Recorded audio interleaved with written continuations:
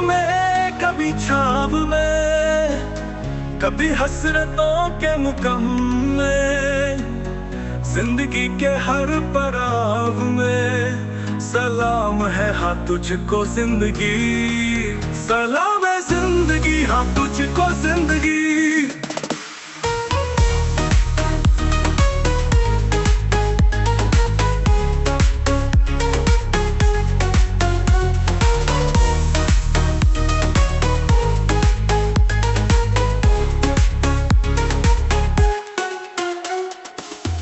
कभी सपनों की उड़ान में, कभी जज्बों के तूफान में, जिंदगी के हर इम्तिहान में सलाम है हाँ तुझको जिंदगी, सलाम है जिंदगी हाँ तुझको जिंदगी।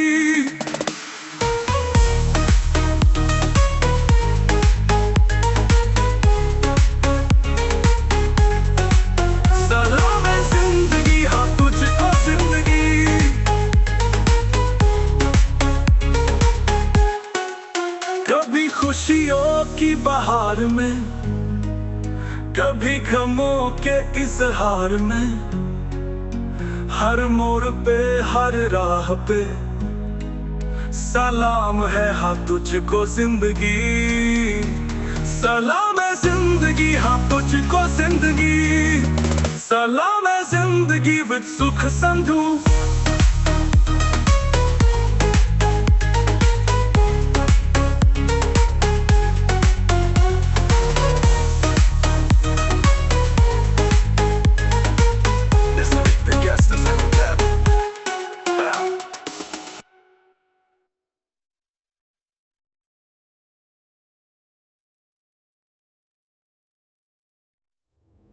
This week the guest is Emmett Bell.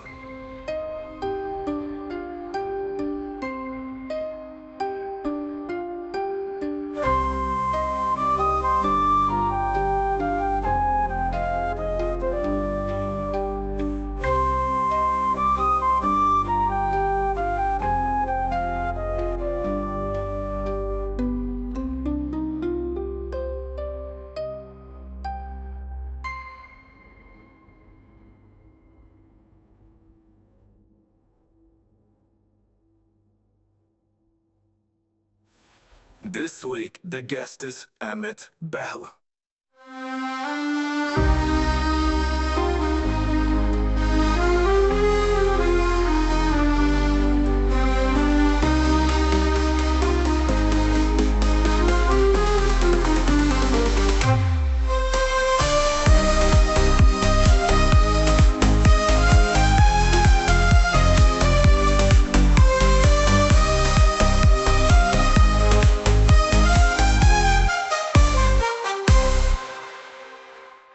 This week the guest is Emmett Bell. नमस्ते, सत श्री अकाल, हेलो, आदाब और दुनिया भर के सभी भाषाओं में आप सभी का स्वागत है। सलामी जिंदगी शो आपके लिए है जीवन के हर रंग और हर संघर्ष की कहानी लेकर। यहाँ हम आपके साथ मिलकर उन लोगों की कहानियां साझा करते हैं जिन्होंने जीवन की चुनौतियों का डटकर सामना किया और सफलता की नई ऊंचाइयां हासिल की। तो हमारे साथ बने रहिए और सुनिए प्रेरणादायक कहानियां सिर्फ सलामी जिंदगी पर। प्रिय श्रोताओं और दर्शकों, आज मैं आपको एक प्रतिभाशाली अभिनेता और मनोरंजन जगत की एक बहुमुखी प्रतिभा अमित बहल के बारे में बताना चाहता हूं। अमित बहल ने पिछले 3 दशक में टेलीविजन, फिल्म और थिएटर के क्षेत्र में अपनी असाधारण प्रतिभा का प्रदर्शन किया है। उन्होंने अपने करियर की शुरुआत 1994 में भारत के पहले दैनिक सोप ओपरा शांति से की और तब से उन्होंने हिंदी, अंग्रेजी, मराठी, पंजाबी और उर्दू सहित लगभग 100 टीवी धारावाहिकों में अभिनय किया है। उनके कुछ उल्लेख्य अभिनय वाले शो हैं बुद्ध, जो बीवी से करे प्यार, चक्रवर्ती अशोक सम्राट, स्वराज्य रक्षक संभाजी और हाल ही में बिंदिया सरकार, बातें कुछ कहीं सी और कई और धारावाहिक। उन्होंने द कश्मीर फाइल्स जैसी महत्वपूर्ण फिल्मों में भी अभिनय किया है। अमित बहल जी ने सिर्फ धारावाहिकों और मूवीज के अंदर ही नहीं, उनका जो बैकग्राउंड है वो bachelors of electronic engineering and masters in international marketing, specialization in biomedical engineering भी है। अपने अभिनय करियर के अलावा Amit Bahl ji cine and TV artist association CINTAA के कोष अध्यक्ष और media and entertainment skill council MESC की गवर्निंग काउंसिल के सदस्य है। वे विभिन्न मीडिया और प्रबंधन संस्थानों में विजिटिंग फैकल्टी भी है।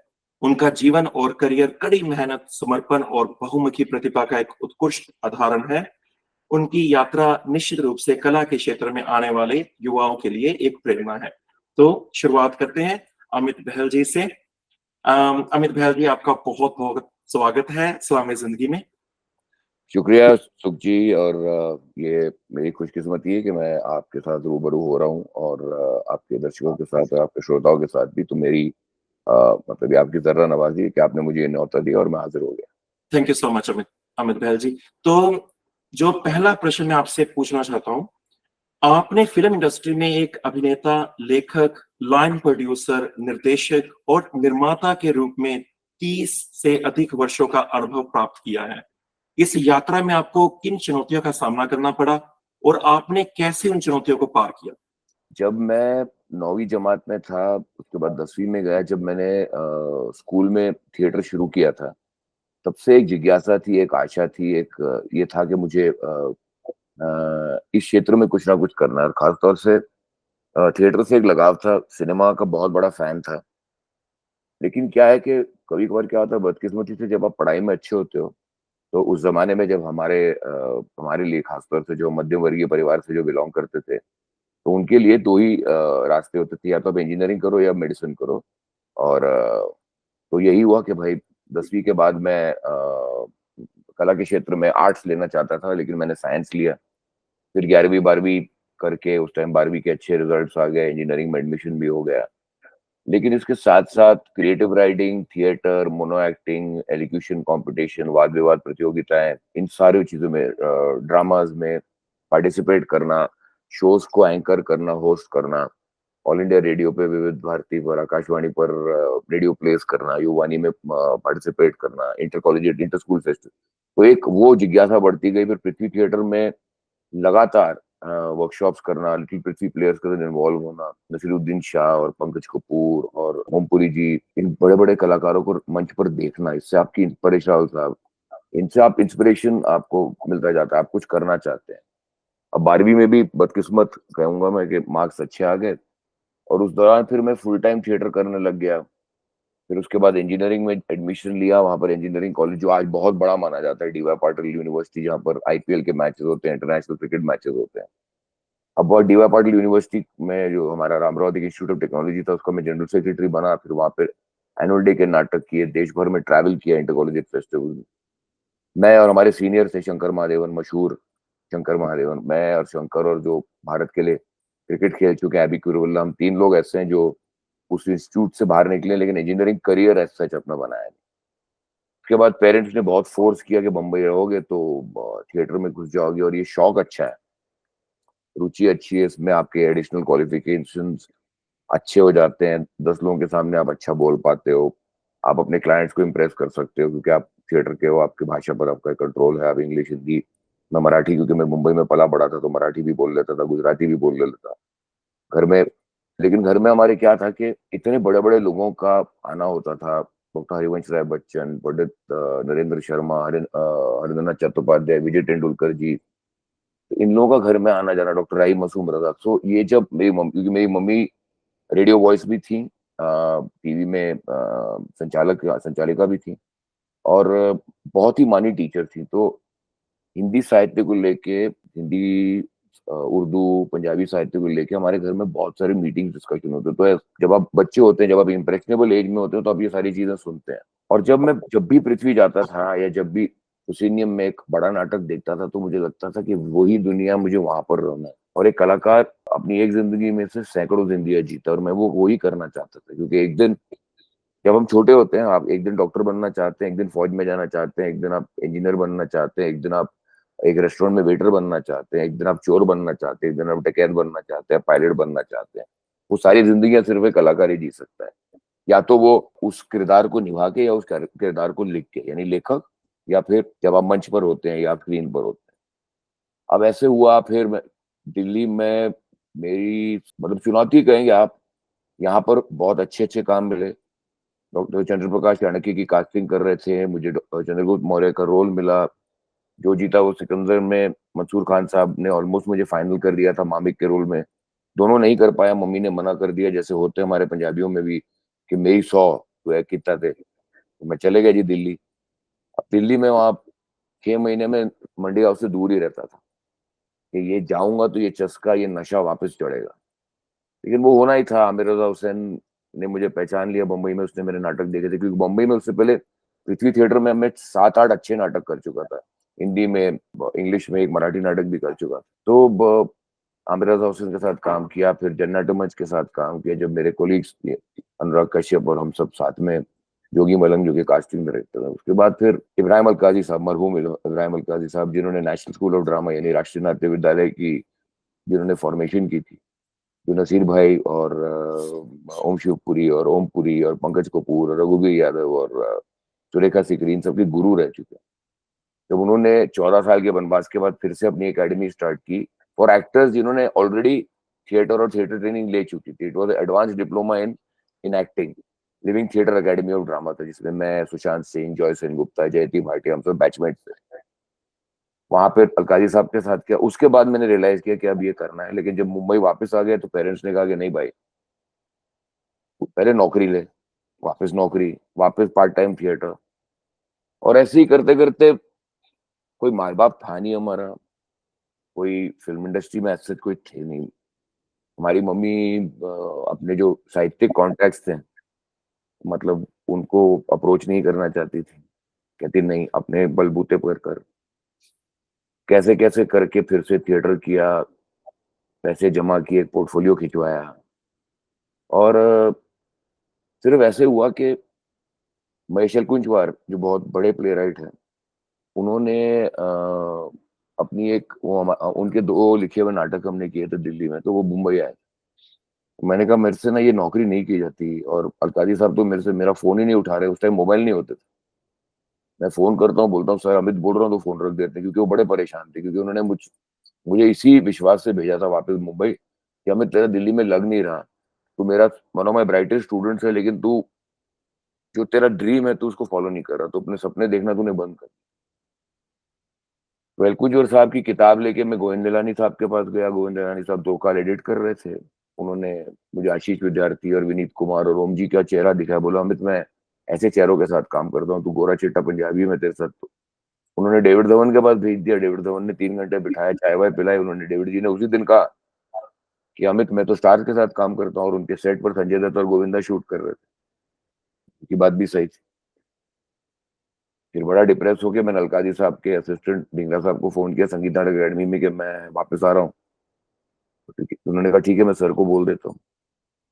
जितने पैसे बचे थे उससे राजधानी की एसी चेयर कार की एक टिकट निकाली और पृथ्वी थिएटर पहुंचा। वहां पर अनुराग कश्यप और राजेश जैस जो भी मशहूर कलाकार हैं, दोनों बैठे हुए थे। तू कहाँ है? मैं कहा मैं वापस जा रहा हूँ।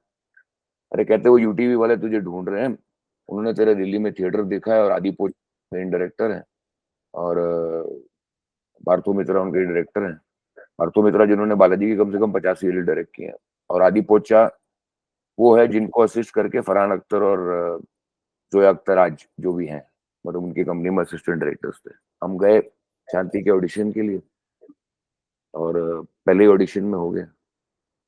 उससे पहले जो 3-4 महीने थे वो समझ में नहीं आ रहा था। और ये हुआ कि जो पोर्टफोलियो खिंचाया था उसकी भी एक्चुअली जरूरत नहीं पड़ी, क्योंकि किसी ने मेरा दिल्ली में नाटक देखा। उसके बाद पल्लवी जोशी सीरियल प्रोड्यूस कर रही थी आरोहन, जिसमें वो खुद मुख्य भूमिका निभा रही थी। जो भारतीय नौसेना में जो महिलाएं काम करती हैं, जो सेलर्स हैं, उनके ऊपर की कहानी, जिसमें माधवन, मैं, गिरीश मलिक, शेफाली शाह, परवीन दस्तूर, अंजू महेंद्रू, सत्यन कपूर, मैं पल्लवी के भाई का रोल कर रहा था जो एयरफोर्स ऑफिसर है, वो किया। फिर उसके बाद एक शांति तो कर लिया। शांति के बाद ओवरनाइट स्टारडम भी मिल गई, अवार्ड्स भी मिल गए, बेस्ट न्यू कमर बहुत जगह मिला। उसके बाद एक लल आया जब हर सीरियल में आप 20-22 दिन नहीं करते, ट्रैक आपका जब गायब होता है तो आप नहीं कर रहे होते, तो वो तब आदत थी कि हर रोज ऑफिस जाना होता है, क्योंकि इंजीनियर और एक मैनेजमेंट जो ग्रेजुएट है उसकी एक मतलब वो सोमवार से शनिवार वो ऑफिस जाता है, Sunday is off, sometimes you are only working Monday to Friday. अब वो जब 6-6 7-7 दिन आप घर पे बैठे रहे तो माता पिता भी पूछते हैं कि भाई कोई काम वाम है नहीं। मैं कहा है मतलब, और ये कहा निकलता तो है नहीं। अब समझ में नहीं आता था कि किसको मिले। उस टाइम इंटरनेट था नहीं, सोशल मीडिया था नहीं, हमें पता नहीं था कि कास्टिंग कहाँ होती है, प्रोडक्शन हाउसेस क्या हैं।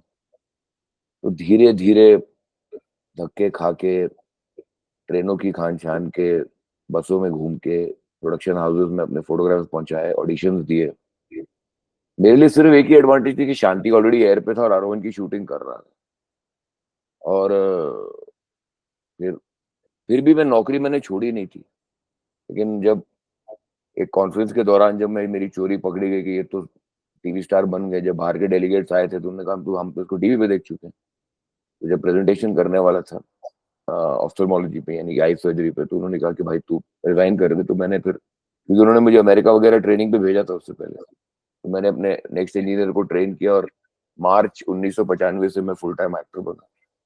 और वहां से आज तक जद्दोजहद जारी है। मतलब कभी बहुत सारा काम होता है, कभी बहुत कम काम होता है, काम नहीं होता है, कभी बहुत सारा काम छोड़ना पड़ता है, कभी कभार आप मतलब प्रसिद्धि के उस मकाम पर पहुंचते हैं और कुछ महीने लोग आपको याद नहीं करते। और इस सफर का मैं आदी हो चुका हूँ, तो ये मेरा थोड़ा सा सफर है।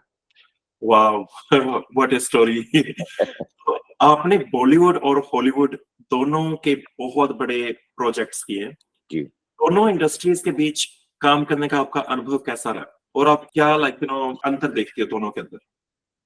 देखिए, पहली बार जो मुझे हॉलीवुड टाइप का जो एक प्रोडक्शन था, मैं लिटिल बुद्धा बन रही थी इंडिया में जिसकी कास्टिंग हो रही थी, और तो बाद में कियानू रीव्स ने वो रोल किया, तो उसकी टेंटेटिव मेरी टेंटेटिव ऑडिशन कास्टिंग हुई थी कि भाई अभी शॉर्टलिस्ट हुआ हूं मैं। तो दिल्ली से हमें उदयपुर ले गए थे, 4 दिन लेक पैलेस में रखा था जब बाकायदा हमारी मॉक शूट्स हो रहे थे।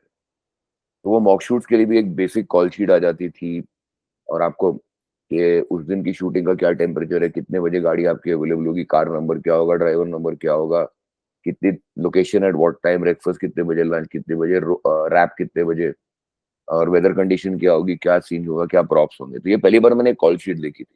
उसके बाद जब मैंने फरहान अख्तर के साथ लक्ष्य की, उसी कॉल शीट का एक हल्की सा हल्की सी झलक मुझे मिली, क्योंकि वो लोग भी उसी तरीके से काम कर रहे थे। बड़ा मजा आया था, क्योंकि वहां भी सिंक साउंड था। फिर 2008 में मैंने शॉन बीन, जो लॉर्ड ऑफ द रिंग्स और गेम ऑफ थ्रोन्स के जो स्टार्क फैमिली के जो हेड है, शॉन बीन के असिस्टेंट का रोल किया ब्रिटिश सीरीज शार्प्स में। तब मुझे पता चला कि यार this is how they work. लेकिन जो अब मुझे नजर आ रहा है, स्पेशली पिछले डेकेड में, पिछले दशक में, कि जो हॉलीवुड के काम करने का तरीका, या फिर आपकी ऑस्ट्रेलियन इंडस्ट्री के काम करने का तरीका, या कैनेडियन इंडस्ट्री, या यूनाइटेड किंगडम की इंडस्ट्री, बहुत सिमिलर हो रहा है। खासतौर से जब हम वेब सीरीज शूट करते हैं, या हम एक cut to cut film shoot करते हैं जिसमें क्रू इंटरनेशनल होता है। जब हम विदेशों में शूट करते हैं तो वही रूल्स होते हैं जैसे हम फॉरेन फिल्म में करते हैं। एक जमाना था कि भाई आप सुबह पहुंच गए 9 बजे के कॉल टाइम पे सेट पे, लेकिन आपका स्टार नहीं आ रहा। चलो, कितनी बार ये होता था कि स्टार वार सब आ गए लेकिन स्क्रिप्ट नहीं आई है, क्योंकि डायलॉग पहले लिखे जाते। और चूंकि हम थिएटर से थे, क्योंकि शुरुआत में शांति जैसे सीरियल में हमको एक डिसिप्लिन मिल गया था, एक मतलब एक इस तरह से एक अनुशासन हो गया था कि भाई स्क्रिप्ट एक दिन पहले आती थी, हमें पता था हम क्या शूट कर रहे हैं, call time, break time, wrap time. तो एक आदत हो गई थी, क्योंकि वो लोग एडवर्टाइजिंग बैकग्राउंड से थे पूरी टीम, चाहे वो रोनी स्क्रू वाला हो, चाहे आदि पोचा हो, चाहे जरीना मेहता हो, चाहे देवेन खोटे हो, जो यूटीवी के फाउंडर्स थे। तो फिर जब 95, 96, 97, 98, 2000 तक, तो इसमें वो एक ट्रांजिशन फेज था जबकि एनालॉग यानी कि फिल्म रील और डिजिटल में जा रही थी।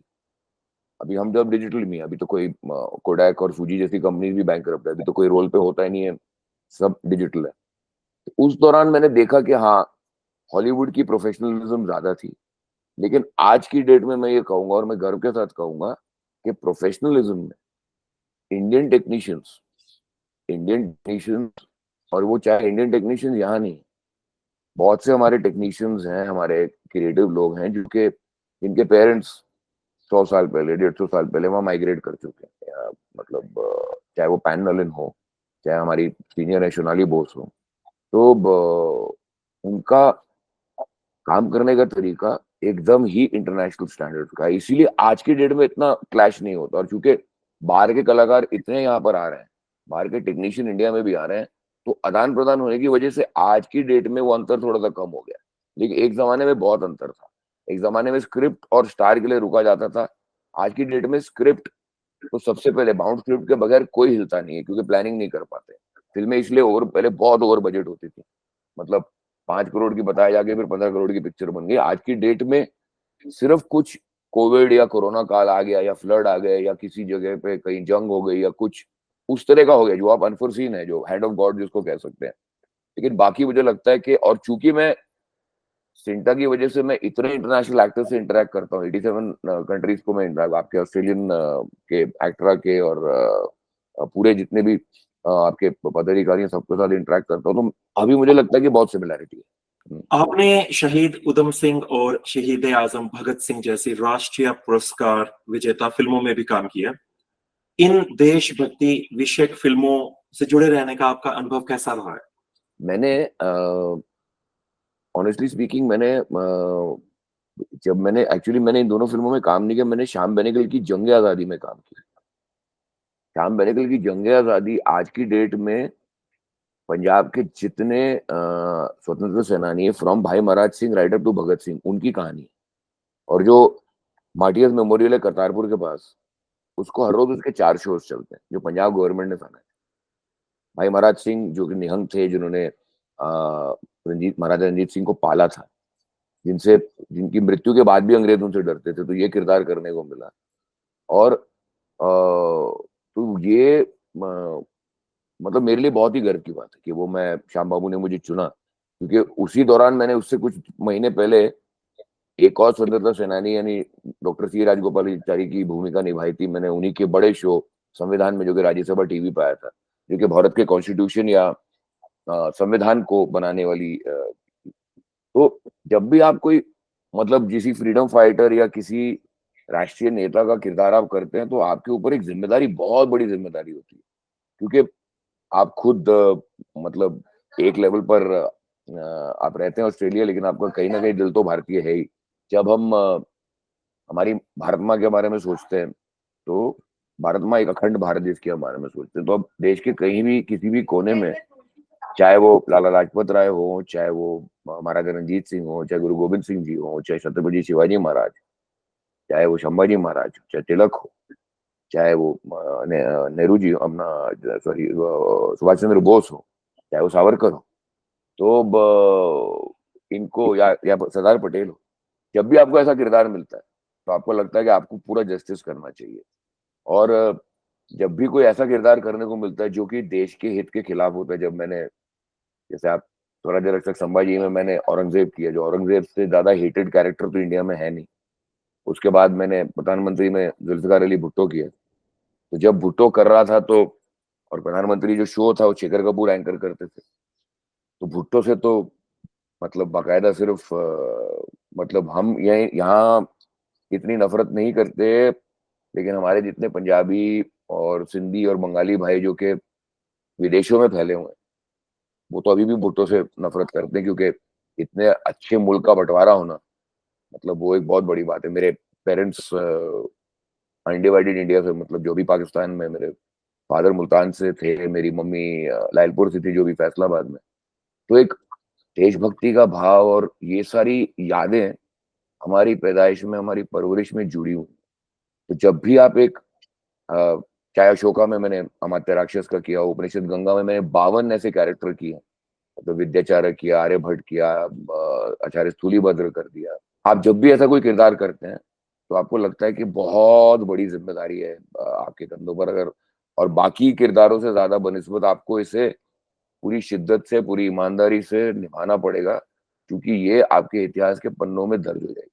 आप सिनेमैटिक टूरिज्म अवार्ड से भी सम्मानित हुए हैं, तो क्या आप उत्तर भारत में पर्यटन और संस्कृति को बढ़ावा देने के लिए भविष्य की योजनाओं के बारे में भी कुछ बता सकते हैं, या कैसा आपका अनुभव रहा है इस बारे में? संधू साहब, मेरा क्या है ना, क्योंकि मेरी माई एजुकेशन, मेरी शिक्षण बहुत ही वेरिड रही है। मैं फिल्म से भी जुड़ा रहा, मैं थिएटर से भी जुड़ा रहा, मैं television, web, social media, TEDx speaker रहा हूँ बहुत सारी यूनिवर्सिटीज में, गेस्ट स्पीकर रहा हूँ बहुत सारे फेस्टिवल में, जूरी पे रहा हूँ मैं बहुत सारे फिल्म अवार्ड्स में, टीवी अवार्ड्स में, थिएटर अवार्ड्स में, इंटर कॉलेजिएट फेस्टिवल्स में। और मैं आर्ट कल्चर एंटरटेनमेंट और बिजनेस ऑफ इंडियन मीडिया और कंटेंट मैपिंग, ये मेरी सब्जेक्ट्स हैं जो मैं सिखाता हूँ बहुत सारे इंस्टीट्यूट्स में एज अ हॉबी। साथ ही साथ जब मैं इंजीनियर था और तो माय जॉब, मतलब मैं 18 से 19 दिन ट्रैवल करता था। एज एन एक्टर भी, theatre actor and television actor, मुझे बहुत ट्रैवल करने का मौका। तो cinematic tourism comes not automatically कि भाई हमारे देश में गजब के पहाड़ हैं, गजब की बर्फ है, गजब की हरियाली है, गजब की नदियां हैं, गजब के समुंदर है, गजब के बैकवाटर्स है, रेगिस्तान है, खेत खलियान है, डैम्स हैं, हेरिटेज स्ट्रक्चर्स हैं, state of the art modern structures हैं। ऐसा मुल्क दुनिया में नहीं है। ये नहीं कि मैं भारतीय हूँ, मैं दुनिया के करीबन 52 कंट्रीज में घूम चुका हूँ, इंक्लूडिंग और ऑस्ट्रेलिया, लेकिन मैंने ऐसा कहीं भारत में नहीं देखा। इसलिए वो प्राउड इंडियन वाली एक फीलिंग आती है। तो सिनेमैटिक, लेकिन हालांकि हमारी सरकार और कभी कभार हमारे, ये जो मानसिकता हमारी बदल रही है पिछले 10 सालों में, ये फायदा देगी, क्योंकि जब हम विदेशी कंपनीज को सिनेमैटिक टूरिज्म डेवलप करने के लिए एनकरेज करेंगे, उनको परमिशंस देंगे, उनके कलाकार, उनके टेक्नीशियंस, उनके लेखक, उनके प्रोडक्शन हाउस, उनके स्टूडियोज, क्योंकि जितने इंटरनेशनल स्टूडियोज हैं आज वो इंडिया में अवेलेबल, चाहे वो नेटफ्लिक्स हो, चाहे वो अमेजोन हो, चाहे वो आईकॉम स्टूडियोज हो, चाहे वो मूवी हो, चाहे वो डिज्नी हॉटस्टार हो, तो सोनी पिक्चर्स हो, everything is available in India. तो हम उनका कंटेंट देख रहे हैं, वो हमारा कंटेंट देख रहे हैं, और हमारे बहुत से कलाकार वहां जाके काम कर रहे हैं, उनके बहुत से कलाकार यहाँ के काम कर रहे हैं। सिर्फ टेपेस्ट्री चेंज हो रही है। अब हॉबिट जैसी पूरी फिल्म जो हॉलीवुड की इतनी बड़ी प्रोजेक्ट है, वो पूरी न्यूजीलैंड में शूट हुई है। स्लमडॉग मिलियनेयर भारत में शूट हुई है, गांधी भारत में शूट हुई है। अब आप एक इंटरनेशनल एस्पियोनाज कहानी है, इंटरनेशनल लव स्टोरी इंडिया में शूट कर सकते हैं, और जरूरी नहीं है कि हमको वही पुरानी घिसी पिटी इंडो पाकिस्तान लव स्टोरी दिखानी। Girl could be from Australia, boy could be from here, it could be spy agencies को लेके एक इंटरनेशनल रिंगनेट दिखा सकते हैं, जैसे भी रणनीति जियो सिनेमा पे आया है, जहां उन्होंने अजरबैजान में, सर्बिया में, न्यूयॉर्क में 10-12 कंट्रीज में शूट किया। इंटरनेशनल प्रोजेक्ट है। और किसी जरूरी है कि आपको स्विट्जरलैंड से जाना है? यस जी ने बहुत दिखा लिया स्विट्जरलैंड यार। आप हिमालय आइए, है ना, उत्तराखंड आइए, हिमाचल आइए, मतलब हमको जरूरी है कि हमको नेदरलैंड ही जाना है? उस नेदरलैंड से 10 गुना बेहतर खेत हमारे पंजाब में। तो बिल्कुल। सिर्फ permissions, facility, infrastructure, vanity van, generators, catering, because food एक बहुत बड़ा हिस्सा हो जाता है। क्योंकि जब मैं इंटरनेशनल प्रोजेक्ट्स करता हूँ तो मैं देखता हूँ कि वो टेबल्स अलग लगे होते हैं, उनका कॉन्टिनेंटल फूड अलग होता है ये, लेकिन आमतौर पर वो जितने गोरे और जितने हमारे फॉरेनर्स हैं, वो सारे हमारे खाने पे कूदते हैं, क्योंकि उनके लिए बटर चिकन और पनीर और टिक्का और दाल मखनी उनके लिए एग्जॉटिक है। और हम तो बोर हो चुके हैं इंडिया में, क्योंकि जो कॉन्टिनेंटल खाना है, बिकॉज बीइंग अ कॉलोनी, तो हम तो फिश एंड चिप्स और ग्रिल्ड चिकन और एस्पैरागस और ब्रोकोली तो सालों से खा जा रहे हैं, मतलब सिर्फ नाम हमारे देसी होते थे, बाकी तो इसलिए। But cinematic tourism is very important, मुझे लगता है। आपने कहानी लेखक के रूप में भी काफी सफलता प्राप्त की है, तो कैसा अनुभव रहा आपका कहानी लिखने की प्रक्रिया के बारे में, और एक अच्छी कहानी की आवश्यकता तब क्या है अकॉर्डिंग टू यू? देखिए, मैंने अभी हाल ही में एक बड़ी मुश्किल मराठी फिल्म लिखी है, जो कि हमारी इंडियन आर्मी, इंडियन फौज को डेडिकेटेड है। और खासतौर से मराठी इसीलिए क्योंकि वो बेस्ड है महाराष्ट्र में, और आज की डेट में जब सबटाइटलिंग है, डबिंग है, तो वो इंटरनेशनल प्रोजेक्ट बन जाता है। आप कहानी तो लिख सकते हो, कहानी लिखना बड़ा कठिन नहीं होता है, लेकिन जो उसको जब आप, या कोई एक नॉवलिस्ट होता है, वो उसका एक ड्राफ्ट बनाता है, सेकंड ड्राफ्ट बनाता है, थर्ड ड्राफ्ट बनाता है, एकांत में चला जाता है। कहानी को सेल्यूलॉइड पे लाना, उसका स्क्रीन प्ले लिखना, और उस स्क्रीन प्ले के बाद उसके अंदर डायलॉग पिरोना, और एक पूरे स्क्रीन प्ले में इतने बहुत सारे सीक्वेंसेस, सीन्स लिखना जिसमें लाइनें ही नहीं है। तो वो मेरे लिए शुरुआत में बड़ा कठिन था, क्योंकि हम थिएटर से आए थे। थिएटर एक वर्बल मीडियम है, वर्बोस मीडियम है। एक एक्टर डायलॉग बोलता है, फिर दूसरा बोलता है, फिर दूसरा बोलता है। Cinema visual medium. तो जब एक डॉक्यूमेंट्री फिल्म मेकर होता है या एक एड फिल्म मेकर होता है, और एक तरफ होता है थिएटर का लेखक, फिर एक थिएटर का दिग्दर्शक होता है और एक डॉक्यूमेंट्री दिग्दर्शक होता है। लेकिन जो सिनेमा का दिग्दर्शक होता है, उसमें इन दोनों की क्षमता होनी चाहिए और लेखक की क्षमता भी होनी चाहिए। तो इसीलिए अब मेरी जो प्रोड्यूस की हुई फिल्म है, जिसमें मैंने को राइटिंग भी की, जौंगीपुर ट्रायल, वो अब आएगी हाल ही में। फिर जब मैंने अब ये विजयी भव नाम की एक और फिल्म लिखी है, 3-4 मेरे महबूब मेरे सनम मैंने जी उर्दू के लिए लिखा था, तो वो काफी हिट भी हुआ था उस जमाने में। फिर बीच में मैं इतना इन्वॉल्व हो गया अपने एक्टिंग में, नहीं लिख पाया। लेकिन अब मैं इनफैक्ट अभी मैं काफी ऑनलाइन स्क्रीन प्ले राइटिंग और स्क्रिप्ट राइटिंग वर्कशॉप अटेंड कर रहा हूँ। मेरे ही दोस्त हैं, कुछ मेरे जूनियर है, कुछ सीनियर है, क्योंकि स्क्रिप्ट राइटिंग और उसको एक थॉट्स को ठीक से पिरोना है ना, जो माला में पिरोने वाली बात है ना। मोती तो होते हैं सबके पास, आपके पास भी होंगे, दर्शकों के पास भी होंगे। मोतियों को एक साथ पिरोना और एक अच्छी माला बनाना, और उसके बाद उस मोतियों की माला के अंदर जिसको हम खूंटी लगाना बोलते हैं, वो बहुत जरूरी होता है। तो वो मैं अभी उसी प्रयास में। आप सिंटा और इम्पा के सदस्य भी हैं। इन संगठनों में आपकी भागीदारी किस प्रकार फिल्म टीवी उद्योग में सुधार लाने का काम कर रही है? मैं सिंटा का परमानेंट मेंबर तो 1997 से हूँ। फिर मैं 2015 में सिंटा का ज्वाइंट सेक्रेटरी बना, फिर सीनियर ज्वाइंट सेक्रेटरी। फिर 2020 से मैं जनरल सेक्रेटरी। और हमारी जो उसकी से बड़ी संस्था है सिने आर्टिस्ट वेलफेयर ट्रस्ट, जिसमें जॉनी लीवर साहब और पल्लवी जोशी और मिथुन दा, उसका मैं ट्रेजरर हूँ, यानी कोषाध्यक्ष। ये इसीलिए किया था क्योंकि मैं चाह रहा था कि जो इंडियन कलाकार है, जो भारतीय कलाकार है, सिंटा की जो बेसिक रीच थी वो ज्यादातर भारत के पश्चिम रीजन में थी, और वही रहा। हमारे टाइप्स थे कि बंगाल फिल्म इंडस्ट्री के साथ और मराठी फिल्म इंडस्ट्री के साथ, लेकिन एक ऑल इंडिया लेवल पर नहीं हो पा रहा था। कोरोना काल और इंटरनेट और वेब सीरीज ने मेरा ये काम आसान कर दिया। अब सामने से हमने अभी हाल ही में पंजाब सिनेमा दिवस मनाया गया 29 मार्च को, तो हमको इनवाइट किया गया। हम पंजाब जाके आए, मोहाली, और निर्मल ऋषि जी और गुरप्रीत गुग्गी और गुग्गू गिल और प्रधान जी, इन सब लोग एक साथ एक बड़ी मीटिंग हुई हमारी। उन्होंने बहुत ही हमारा सत्कार किया और पंजाब एक्टर्स के साथ टाई अप किया। दिल्ली में हमारा अभी ऑफिस खुल रहा है, तेलुगु आर्टिस्ट एसोसिएशन के साथ टाई अप हो गया है, बंगाल आर्टिस्ट के साथ फिर से टाई अप हो गया है, और मलयालम एक्टर्स के साथ फिर से टाई अप हुआ है। हम इंटरनेशनल फेडरेशन ऑफ एक्टर्स के एग्जीक्यूटिव काउंसिल में आ गए हैं, जिसको फिर मैंने इंडिया को रिप्रेजेंट किया इंटरनेशनल लेबर ऑर्गेनाइजेशन जेनीवा में। बस कोशिश यही रही है कि भारतीय कलाकार और कोई भी विदेशी कलाकार, क्योंकि 300 साल जब आप अंग्रेजों के नीचे जब आप दबे हुए हैं, तो अभी हम वक्त आ गया कि अभी कोई भी बाहर का प्रोड्यूसर या stakeholder East India Company की तरह बिहेव ना करे। क्योंकि हम जितना कंटेंट, हम अमेरिका से ज्यादा कंटेंट प्रोड्यूस करते हैं। अगर हम सारी भाषाएं देख लें, 37 to 38 लैंग्वेजेस में इंडिया कंटेंट प्रोड्यूस करता है, चाहे वो थिएटर हो, चाहे फिल्म हो, चाहे रेडियो हो, वेब सीरीज हो, पॉडकास्ट हो, यूट्यूब हो, डिजिटल मीडिया हो, सोशल मीडिया हो। इट इज इनक्रेडिबल, मतलब जिस तरह का कंटेंट इंडिया में जाता है। क्योंकि आप पंजाबी हैं, मैं भी पंजाबी हूँ, मतलब हम पंजाब की अगर बात कर लें, तो जो पंजाबी डायस्पोरा है, जब हम बात करते हैं दलजीत दोसांझ की या गिप्पी गरेवाल की या एपी ढिल्लों की या सिद्धू मूसेवाला की, they are not national star, they are international star.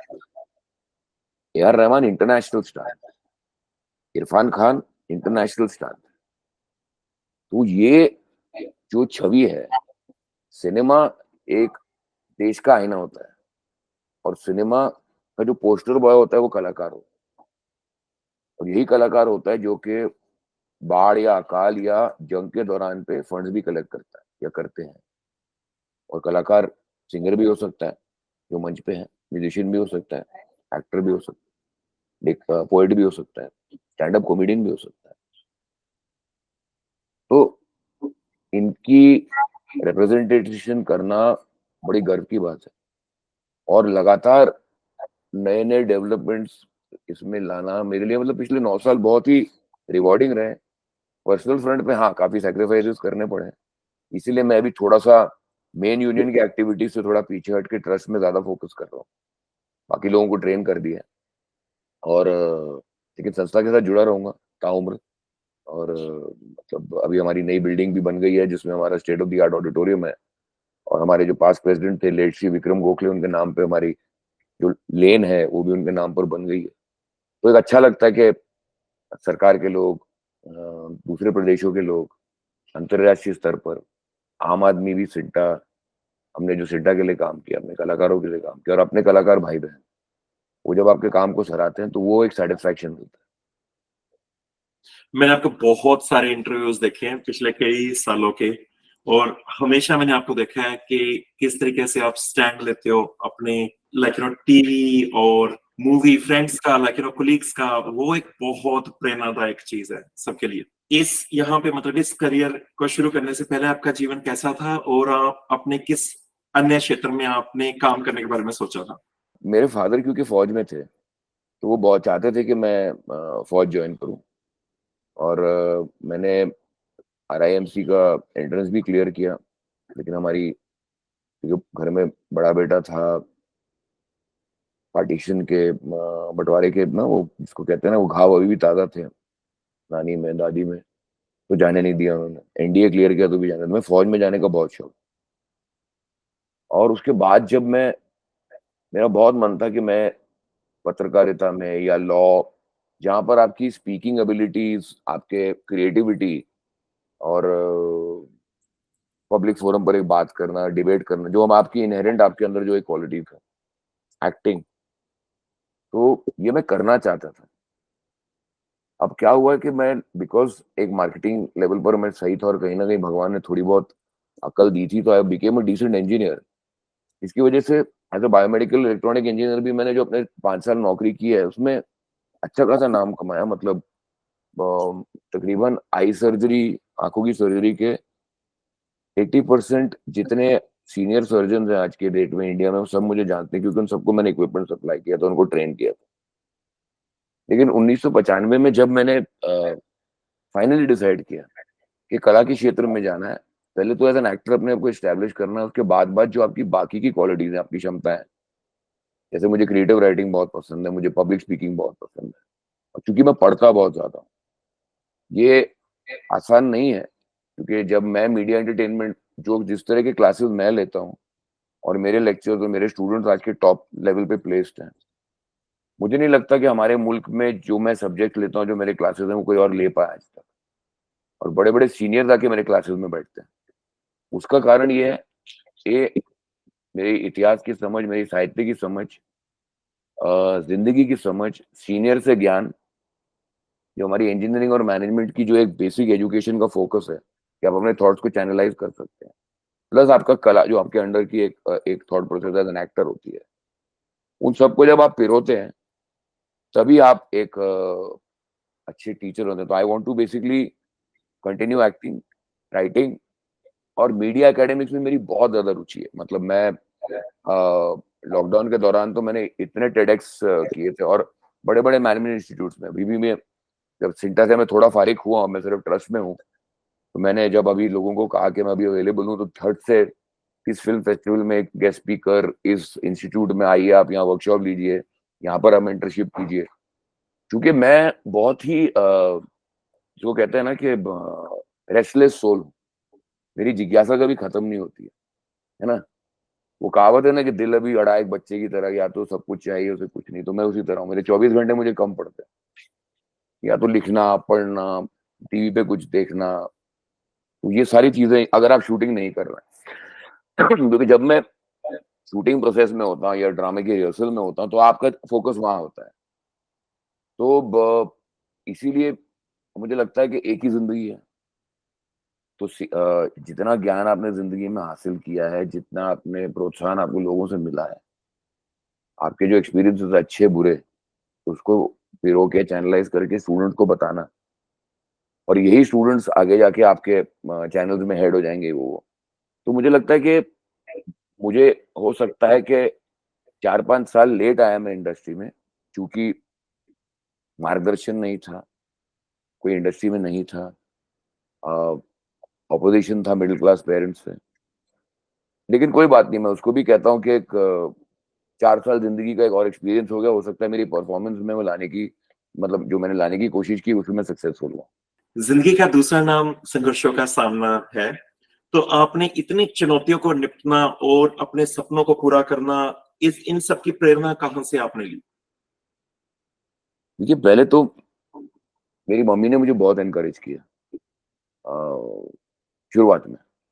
उससे पहले जो मेरे स्कूल के टीचर्स थे उन्होंने बहुत एनकरेज किया, बहुत प्रोत्साहन दिया। अब जो पिछले मैं कहूँगा ऑलमोस्ट 24-25 साल जब से मैं अपनी पत्नी को मिला हूँ, और उन्होंने मेरे संघर्षों को देखा है, मानसिक संघर्ष, आत्मिक संघर्ष, शारीरिक संघर्ष, आर्थिक संघर्ष। वो खुद ही एक्ट्रेस हैं, खुद भी एक टॉप लेवल की फैशन मॉडल रही है, अच्छी कलाकार रही हैं। उनको एक सीरियल के दौरान ही हमारी मुलाकात हुई, तो शादी हुई। तो मेरी पत्नी का एक बहुत बड़ा हाथ रहा है, और मेरे इन लॉज, मतलब चाहे वो मेरी मरहूम सास हो, चाहे मेरे ब्रदर इन लॉ हो, मेरी सिस्टर इन लॉ हो, उनका बहुत बड़ा सपोर्ट रहा है।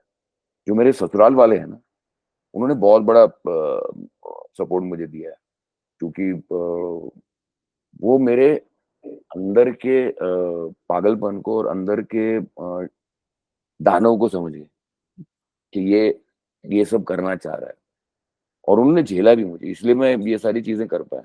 आपने जिंदगी के अंदर इतने उतार चढ़ाव देखे हैं, तो जो सबसे कठिन समय आपका रहा है वो क्या था, और आपने उस से अपने आप को किस तरीके से बाहर निकाला? 2 या 3 बार मेरे बहुत अजीब से मतलब ऐसी स्थितियां आई हैं। 2005-6 की बात है, बम्बई में फ्लड्स आए थे 26 जुलाई को। उसी दौरान 26, और उसके 2 साल बाद 26/11 का अटैक भी हुआ था।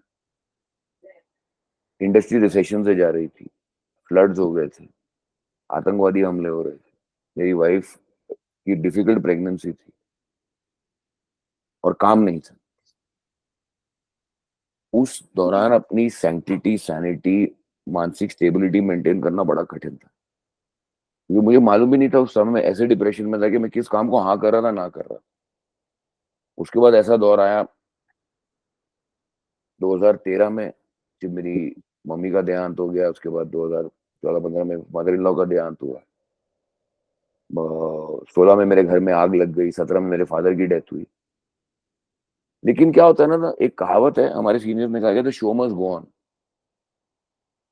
और ताज्जुब की बात है कि कभी कभार एक कलाकार अपनी जिंदगी में इतने सारे इमोशंस जीता है, जो हम कहते हैं ना कि जो नौरस ऑलरेडी जी चुका होता है या होती है, तो कभी कभार वही ट्रेजेडी या वही घटना या दुर्घटना आपके साथ असली जीवन में बीतती है, आपको लगता नहीं है कि रील और रियल में क्या अंतर है।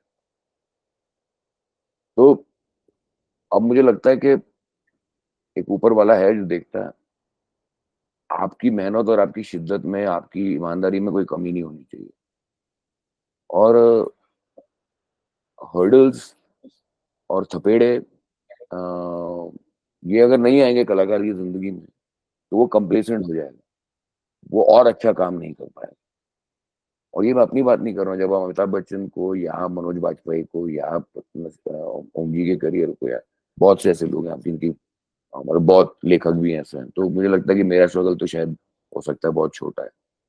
और यही स्ट्रगल, यही उतार चढ़ाव आपको बेहतर इंसान और बेहतर कलाकार समझते हैं। तब आप दूसरे जो आपके इर्द गिर्द जो आपके कलीग्स हैं, आप उनकी समस्या समझ पाए। बिल्कुल जी। एक अभिनेता के रूप में आप के अनुसार आपकी सबसे बड़ी उपलब्धि क्या है? और वो पल क्या था जब आपने महसूस किया कि आपने इस क्षेत्र में एक मुकाम हासिल किया? क्या होता है कि अभी भी वो आशियाना में मैं सैटिस्फाइड नहीं हूँ। मुझे लगता है कि अभी भी 200 ऐसे किरदार हैं जो मैं कर सकता हूँ। जब तक साँसों में साँस है तो अ, मतलब मैं 50 के ऊपर पिक्चरें कर चुका हूँ।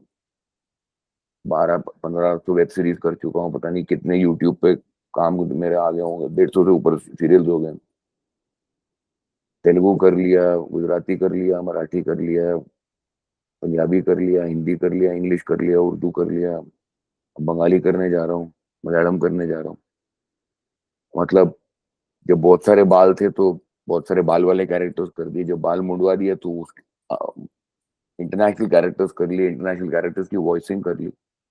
लेकिन हाँ, अशोका में अमात्य राक्षस एक बहुत इंपॉर्टेंट कैरेक्टर है मेरे लिए। मेरा पहला किरदार शांति में जो विजय था, आशा परेख का कोरा कागज, फिर बुद्धा में जो मैंने बोधिसत्व किए, उपनिषद गंगा में जो 52 एपिसोड में 52 अलग अलग किरदार किए, जो शार्प स्पैरल में मैंने एंग्लो इंडियन कैरेक्टर किया, ये कुछ सेटिस्फाइंग थे। बट मैं ना अपने किसी भी किरदार से सेटिस्फाई नहीं होता, और मेरे डायरेक्टर्स की हमेशा ये कंप्लेंट होती है कि अमित शॉट देता है, उसके बाद शॉट आके चेक नहीं करता। तो मेरे से पूछते क्यों नहीं देखता, मैं कहा मुझे लगता है कि फिर मेरे को लगता है कि ठीक किया। डायरेक्टर कहेगा ठीक नहीं है तो मैं एक और टेक देने को तैयार हूँ, क्योंकि मैं खुद से ही सेटिस्फाई नहीं होता। तो वो और मुझे लगता है कि वो रेस्टलेसनेस रहनी भी चाहिए। और मतलब आईना कभी देख के तो कलाकार बने नहीं थे हम। बिल्कुल, धीरे धीरे थपेड़े खा के ही बने। और अभी तक लगता है कि बहुत सी उपलब्धियां हासिल करना बाकी है। बिल्कुल जी। आपकी प्रेरणा के स्रोत कौन है? और वो कौन से लोग हैं जो जिन्होंने आपके जीवन और आपके करियर को आकार दिया है? नसीर भाई का बहुत बड़ा इन्फ्लुएंस रहा है मेरे acting, as full time actor बनना। बलराज साहनी साहब का, संजीव कुमार साहब का, मिस्टर बच्चन, जो किसकी प्रेरणा का स्रोत नहीं मुझे नहीं पता साहब। इंटरनेशनली डैनियल डे लुइस साहब देख लें, या परेश रावल बहुत बड़ा एक प्रेरणा का स्रोत है।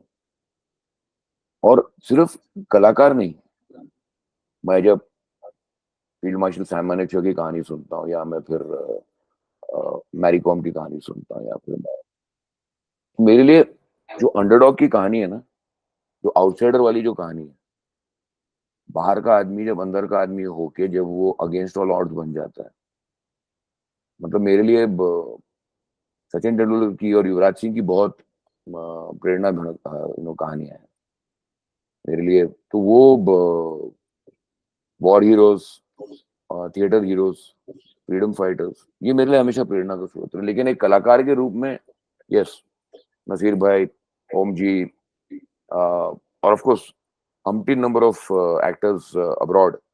मतलब चाहे वो मार्लन ब्रांडो हो, चाहे वो जैक निकल्सन हो, चाहे वो रॉबर्ट डे नीरो हो, जो मेरे ऑल टाइम ग्रेटेस्ट है। मतलब रॉबर्ट डे नीरो की मैंने शायद कोई भी पिक्चर मिस नहीं की होगी, और कोई भी इंटरव्यू मिस नहीं किया होगा। मतलब मैंने, मेरे हिसाब से उनसे बेहतर कलाकार इस धरती पर आया ही नहीं। मतलब लोगों का मेरी डिबेट भी हो जाती है। कमल हसन साहब, फिर मलयालम सिनेमा के बहुत सारे, ये मेरे प्रेरणा के स्रोत हैं, और मैं इन्हीं का काम देखता रहता हूँ।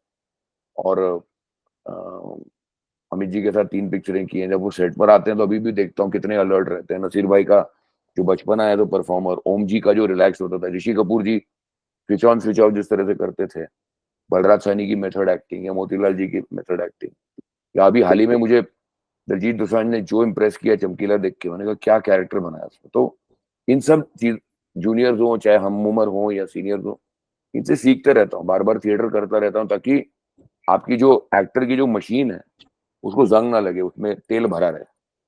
आपने अभिनय कंसीडरिंग ये एक भावनात्मक रूप से हाँ, चुनौतीपूर्ण पेशा है, तो आपने किस तरीके से अपने मानसिक भलाई, मानसिक स्वास्थ्य को प्राथमिकता देते हैं, खास करके कठिन समय के दौरान? पहले तो बड़ा कठिन था, बड़ा मुश्किल था। मैं टूटा हूँ, मैं ये नहीं कहूंगा मैं नहीं टूटा हूँ, लेकिन टूट के उभरा हूँ। टूट के इसीलिए उभरा हूँ क्योंकि मेरे इन लॉज, मेरी वाइफ और अब मेरा बेटा तो सपोर्ट रहे हैं। अब मुझे लगता है कि अब उस उम्र में हूँ कि मैं लोगों का प्रेरणा स्रोत बनूं, तो मैं टूट नहीं सकता। और एक कहावत है इंग्लिश में दैट दिस टू शैल पास। और मैंने मेंटल स्टेबिलिटी के ऊपर बहुत सारी वर्कशॉप्स अटेंड भी की हैं, कंडक्ट भी की हैं।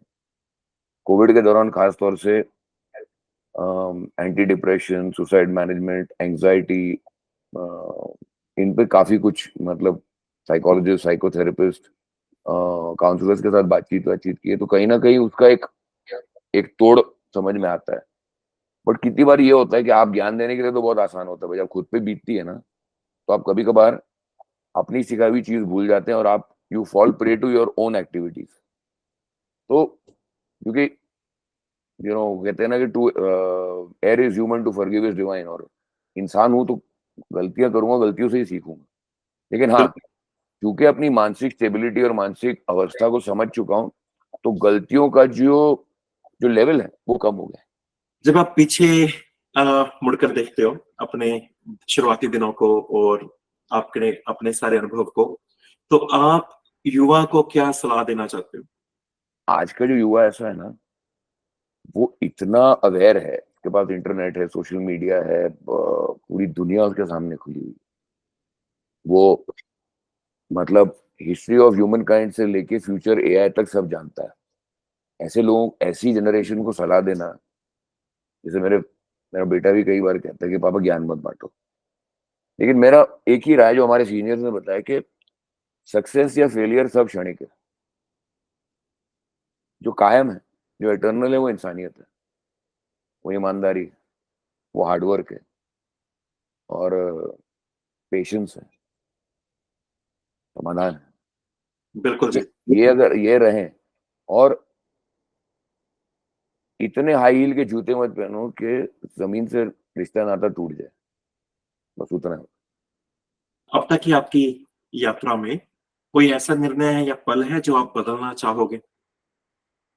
एक तो ये कि मैं शायद, मुझे जल्दी आना चाहिए था।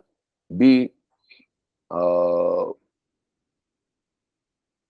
ऐसा हुआ, मतलब ये मैं डेफिनेटली बदलना चाहूंगा कि मुझे मीडिया एकेडमिक्स में थोड़ा पहले आ जाना चाहिए था, जब इंडस्ट्री को वाकई इस तरह के एक जो गैप था उसकी जरूरत थी।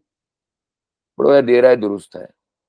बाकी अगर मैं पलों को बदलने की कोशिश करूंगा, तो वो तो ऊपर वाले के अलावा कुछ नहीं कर सकते।